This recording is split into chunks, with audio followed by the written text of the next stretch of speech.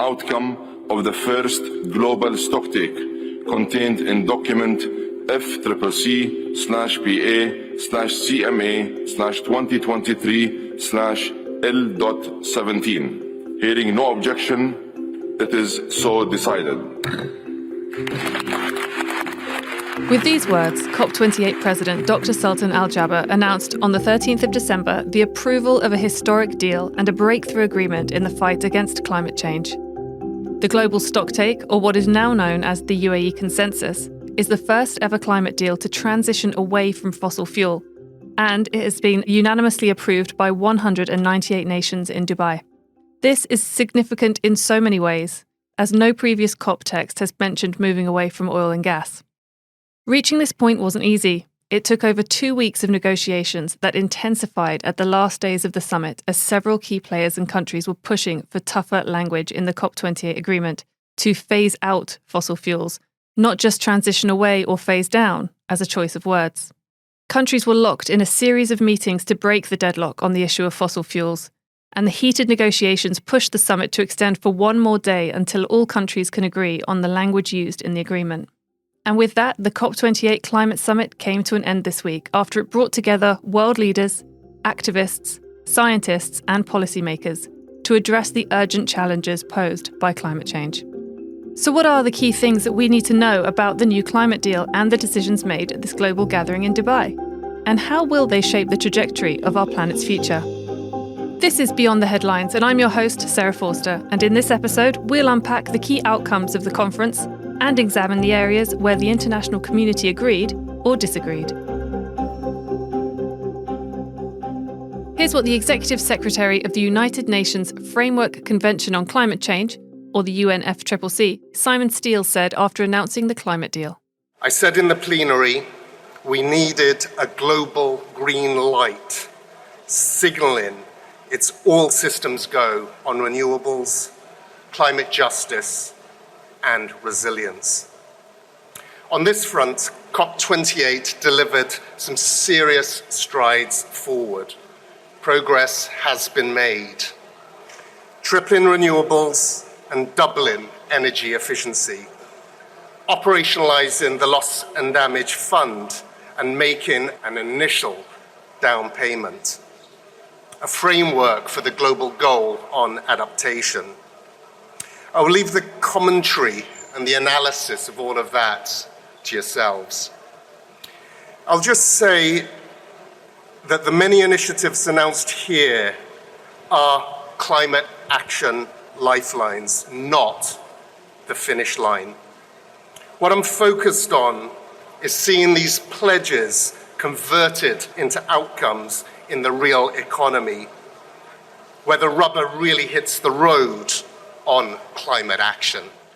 Here's also how climate ministers from Denmark and the UK reacted to the deal moments after it was announced. Not only a mentioning of fossil fuels, we have agreed as a global community that we need to move away from fossils.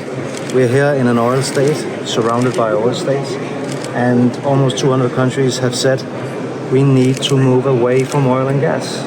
We need renewables instead, and this is fantastic. It's been a huge amount of work for the UAE presidency and for all the parties coming together. And I really would pay tribute to the leadership shown by the UAE and Dr. Sultan Al Jaber in particular.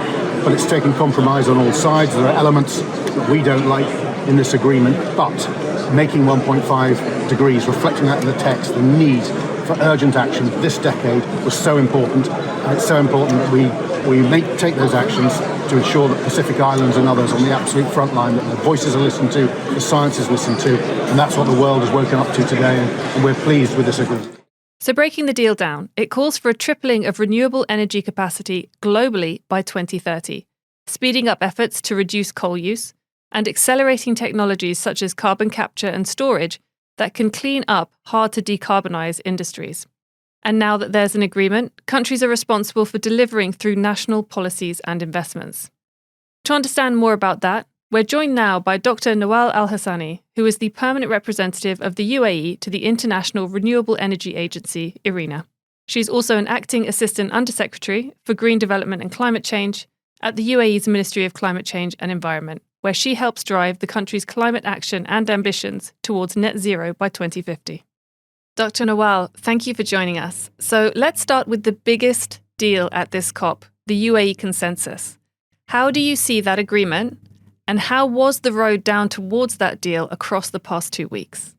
Well, thank you very much for having me. If I can describe how I feel now when you have this kind of recovery phase where you are over a jet lag, but at the same time you have this withdrawal symptoms. So this is how we are feeling now. It has been the biggest thing that we have ever experienced in the UAE, and as we are very much used to host big events and engage in big platforms.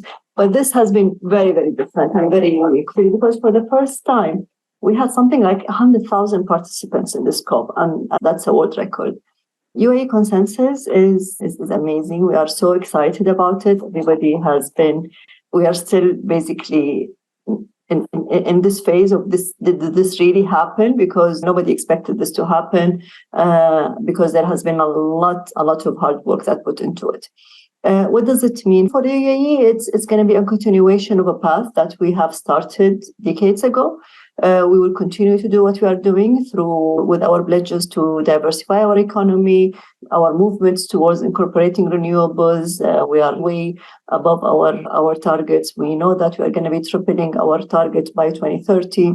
We already have 3 of the largest solar plants in the world, the lowest cost in the world. We are already testing with wind, looking at geothermal, looking at different types of renewables. At the same time, we have a very clear strategy and a roadmap on our net zero by 2050. That's something that we have been, we had an initiative developed into a strategy, and now we have the roadmap with all our different sectors. So for the UAE, I don't see it. It's going to have a huge shift in our strategy or our initiatives, because this is basically something that we have been, and then our leadership that has been pushing for us to plan from years ago. Sheikh Mohammed bin Zayed have said a few years back, the day we are going to export our last barrel of oil is going to be a cause of celebration. So we have been investing in both in infrastructure, in talent, in partnership, in supply chain to ensure that we are ready for that day. And the official statement that came from the UN, and even some analysts, said that this deal signals the end of the fossil fuel age. What's your response to that? I think we have been looking into that, as I mentioned, for the UAE. This is something that we have been planning for, not because we say it's not because we are going to run out of oil, but because there is huge potential for futures energy. There are different ways to achieve your energy security, to contribute to the reduction of the of climate change, address our global challenges. So for the UAE, it is not we don't see that as a threat. We see that as an opportunity. We look into this as an opportunity to step up our innovation, look into how we are going to diversify both our energy mix, but also our economy, how we are going to look into decarbonizing one of our largest industries, which is oil and gas. So it is for us an opportunity to create new jobs, to create new sectors, to look into innovative way into our very well-established sector. The UAE is I think we are still the only OPEC country that not only exports oil, but also we export renewable energy, and we export talent that are specialized in this new economy around the world. So now we know that countries must transition away from producing and using fossil fuels. What does that mean, and how can countries put that into action, knowing that it's not just governments that have to act now, but also investors and consumers? I think every country will have its journey. Some countries, we heard many ministers saying that we've peaked 100 of years ago with our fossil fuel sector. So such countries their cycle or their journey will be shorter than other countries who are still in the development phase. So I believe every country will draw its roadmap. Every country will have its own priorities, and every country was going to see where the potentials. Some countries will focus on maybe renewables. Other countries will look into other sectors. But to your point, it's not going to be only the government, because there is no government in the world that will have the enough finance to fund that journey. I know it has to be a full collaboration between government, private sector, civil society, but also, which is something that our presidency has called for, which is the reform of the international financial system.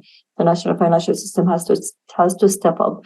We need to address the challenges that is facing the developing countries in adoption of renewables and other low carbon technologies and climate friendly industries and sectors. So it has to be a collaboration. It has to have a platform for knowledge sharing and technology transfer.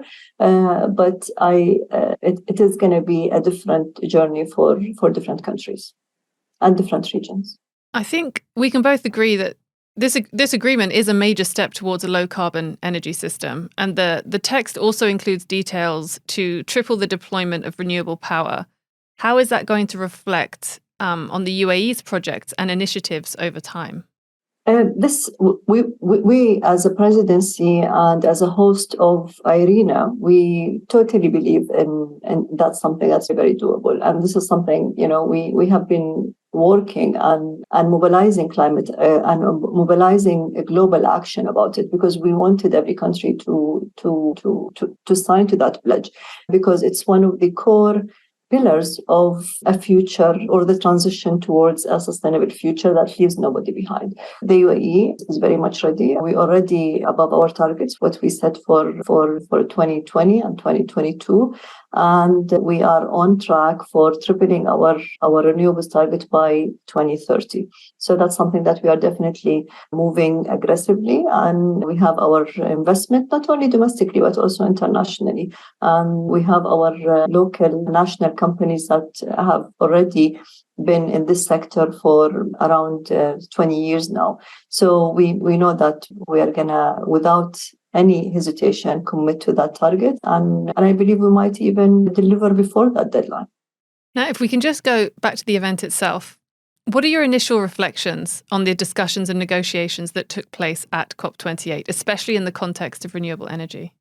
I was extremely optimistic about it. We being the permanent representative to IRENA, I've seen the growth within IRENA community. The IRENA now has 168 members and a few more in consensus, which means that which means that it's almost global partnership, global membership. But I also I've seen IRENA's pavilion in COP28 that you didn't have even 1 hour that didn't have dialogues, discussions, events, launches of those reports. With the work that IRENA has done throughout those years, I've seen now a comprehensive understanding globally of the role the renewables will play into the carbon reduction and into climate action moving in the future. We cannot transition into a sustainable future without renewable energy. That goes without saying. But we also know, and this is something this pledge is very unique, and for the first time, we have introduced language on energy efficiency, because we cannot depend on only supply. We definitely need to reduce demand, because there is a growth of global energy demand. And if we only focus on the supply side, it's not going to be enough. We definitely need to look into demand side management. And this is why the same goal or the same pledge also asks to double on energy efficiency. During COP28, understandably, there were some challenges encountered during the negotiations. My question to you is, how do you see the global community overcoming the worst of these challenges in the pursuit of a more sustainable future? I think we just did. I think with this historical announcement we did, I think suddenly and the credit clearly goes to everybody. We, countries and organizations, understood that we need to step up from our own national interest and look into the global interest. And we understood that climate change is not only one country's or one nation's responsibility. We are all responsible. And I think we have reached a level of maturity because of the science. We understood what's happening, and that understanding have led to this historical moment. While we all face those challenges differently, But it is one planet, and we are responsible for this one planet, and we definitely need each one of us to play the role. It was tough, but I believe now we, as we say, and as Dr. Sultan kept saying, we reached a level where we united, we acted, and we definitely delivered. Now we need to see how we are going to implement those agreements. So I guess now we're going to go back, and everybody's going to go back to their own countries to understand their own resources, their own priorities, and how they can create that roadmap towards this global target. So, looking forward, what are the next steps for the international community and organisations like IRENA in implementing the agreements made at COP28 and ensuring a sustained commitment to renewable energy and climate action? I think